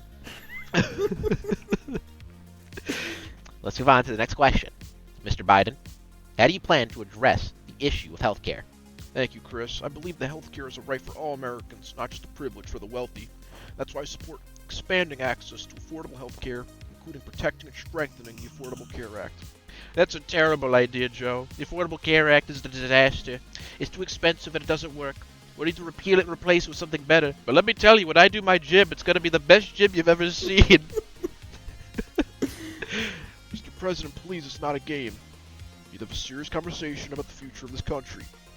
Mr. President, I have to ask you again to stop interrupting and focus on the questions. Fine, I'll stop interrupting. But I'm still going to do my jib, you'll see. Alright, you can stop that one there, because it does, like, not actually end, it just, like, cuts off, but this is the part 2. This is where... He's leaving me hanging. He hasn't done the jib yet. This is where it really gets important here.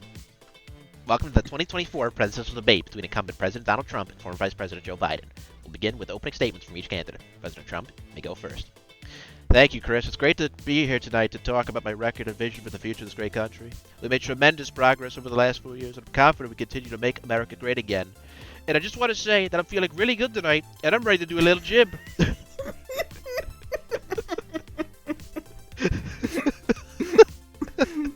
You better do it this time. I'm not. Mr. President, This is not the time or place for that. We're here to discuss serious issues facing our country. Mr. President, please refrain from interrupting and stick to the topic at hand. But Chris, I just want to do a little jib. It'll be fun. Come on, everyone. Let's jib together. Mr. President, this is not appropriate behavior. Mr. President, if you continue to disrupt the debate, I'll have no choice but to ask you to leave. But Chris, I really want to do a little jib. It's my thing. Suddenly, there's a loud bang. Donald Trump falls to the ground, blood pooling around his body.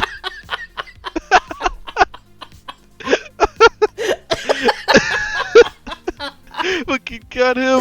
The audience gasps in shock as security guards rush onto the stage. What just happened? It looks like the president has been assassinated.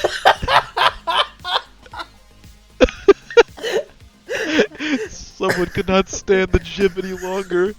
The audience erupts in chaos as security guards rush to evacuate the building. Joe Biden is whisked away to a secure location. The debate comes to an abrupt end. As the dust settles, it becomes clear that nobody seems to mind that Donald Trump is dead. In fact, many of the audience are relieved, and some are even celebrating.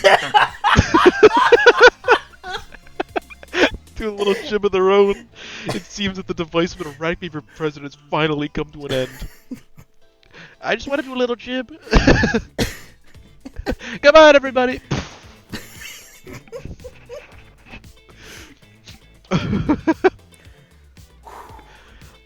Oh, I got something for you that is not Trump related for a change.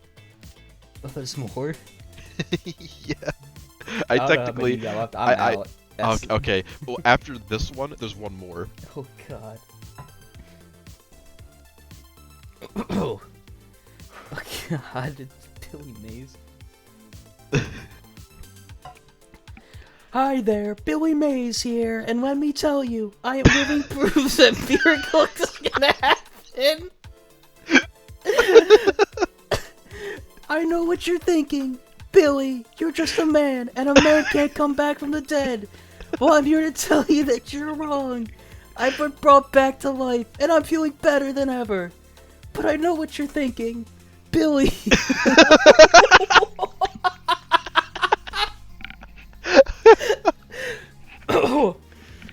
Billy, what about all the kids who have died and haven't had the same miracles happen to them? Well, let me tell you, I'm not here to rub it in anyone's face. I'm here to share my story and offer hope to all those who may have lost faith. Now let's talk about the product I'm here to promote today, the Butt Be Gone. That's right, folks, the Butt Be Gone is a revolutionary new device that drastically increases the size of your anus. Is it called the butt be gone then? I don't know. But before you get too excited, let me tell you, this is not a helpful product.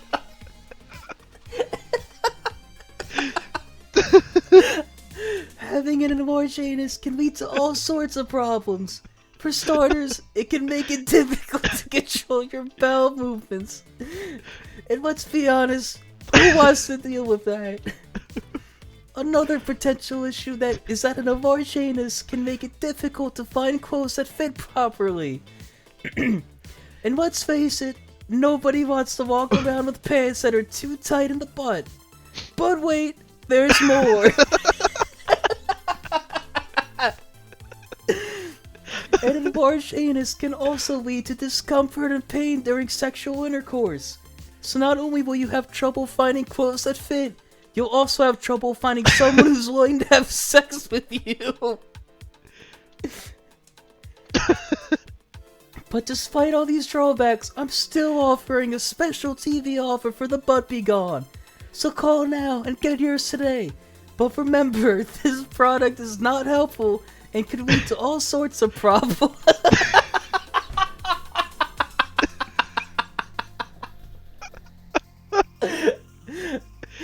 Billy Mays takes a hit from a crack fight. So don't delay. Call now and get your butt be gone. You won't regret it. Probably. I really thought that was gonna go in the direction of like him being like the second coming or something like that. He went on that whole spiel of like, but like, it's impossible to come back to life. Like, I really thought he was about to say that he's like the second coming. Well, I will say is that for the prompt, I did do something kind of like that, but like after 3 times, it like that was like the best they gave me, so I just rolled with it. And here's the final one. Here's a prompt you should know pretty well with a nice classic spin. I'm like killing my throat today. Oh god. This week, dude, I was gonna have to do all these different voices. I don't even know what they sound like. The last one. This week on Impractical Jokers, the guys are taking their skits to the war-torn country of Yemen. I can't believe we're actually doing this. Yeah, it's kinda crazy. Fuck, that's mer shit. Yeah, it's kinda crazy. But come on, it'll be a great challenge for us. And think of all the great footage we'll get. As they set up for their first skit, they quickly realize the realities of the situation they're in. Guys, there's a dead body over there. And another one over here. This is getting really dark. I don't know if I can do this. Despite their reservations, the guys push on and try to focus on their skits. Doing a funny voice.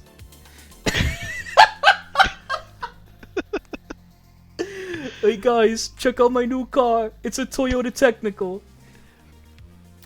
Wow, that's so cool. Yeah, I bet it's really fast too.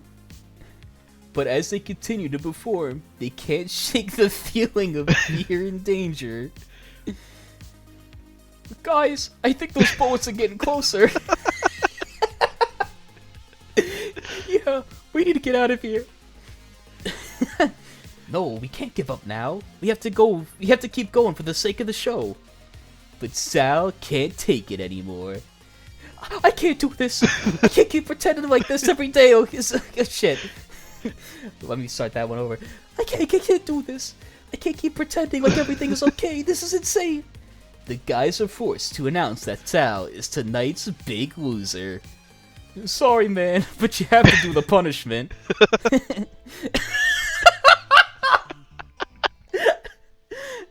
Yeah, you have to go up to the Houthi rebels on the front line and loudly proclaim your hatred for Allah. Good luck with that. Sal reluctantly walks up to the rebels, but as soon as he begins his punishment, they become enraged. I hate Allah! Why are they speaking in English? How dare you speak ill of our prophet? the rebels begin to beat Sal and drag him away in a Toyota Technical. Help! Somebody help me! Tune in next week to see if Sal makes it out of Yemen alive. I said the highlight of that one when I originally output it was like that first, like, guys, there's a dead body over here. Like that's when like the music would stop, and they'd like zoom in on like a censored body. You know, props on them for sticking it out for so long. Doesn't even like show like any pranks that they do in Yemen. All that happens is Q gets a technical. Like they couldn't find any like Sal people. cracked under the pressure. Because they didn't go to like any fucking like urban centers, went straight out into like the conflict in the zone. desert. It's like, what else are they hearing bullets cracking over their heads? Ugh. That was a fantastic selection. Oh man, yeah, we really outdid ourselves. That's all I had to offer. Now those are all fucking gold.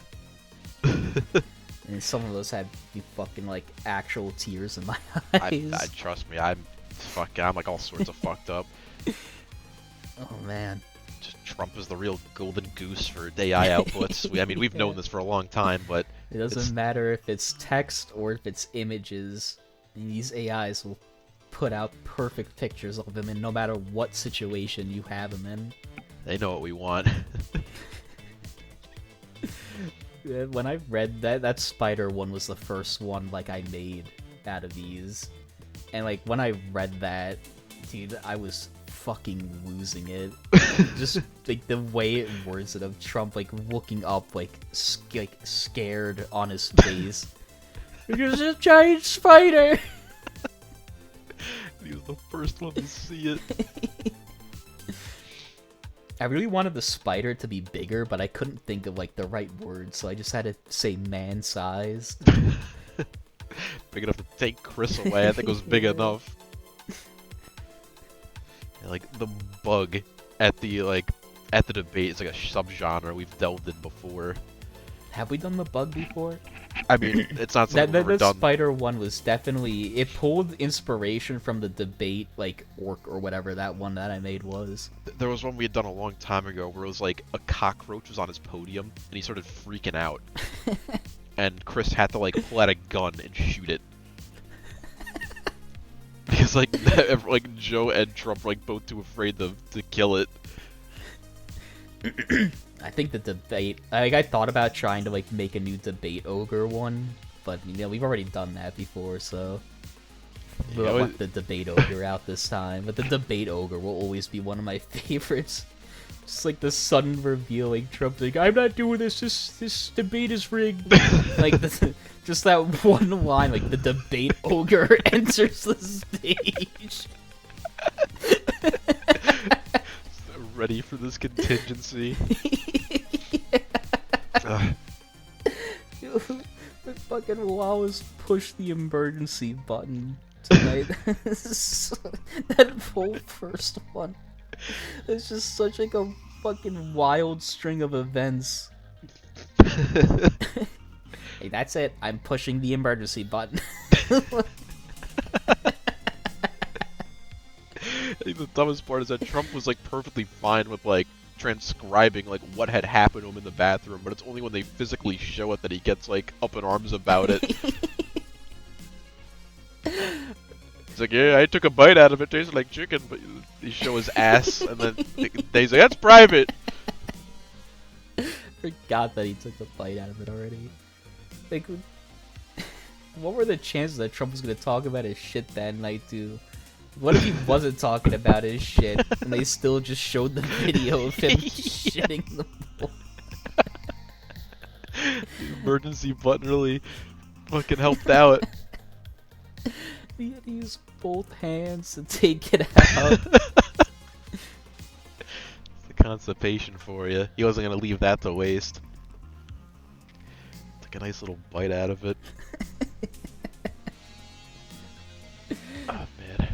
The only one about the Attenborough narrated one was that I think there was like one time like, it kept giving this really good name that it didn't always use. I think it was Lost in Time, the Trump Chronicles. That sounds like a real ass name, like Lost in Time. That'll be the new like TV, like Apple TV Plus documentary, putting celebrities into time periods they shouldn't be in. And then I guess apparently sending a lone gunman out there to surprise the fuck out of them. And I did not write down that like I did include to some degree that like he would get like injured, but I did not write down that like a lone gunman was coming after him. You never that wasn't part of the prompt. No, Was him getting shot. no.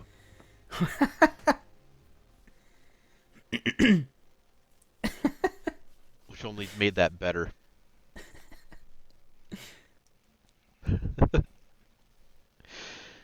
Well, I mean we're that basically at the we've breached 2 hours. I think it's Yeah. time we close this one off. All right, let's call it.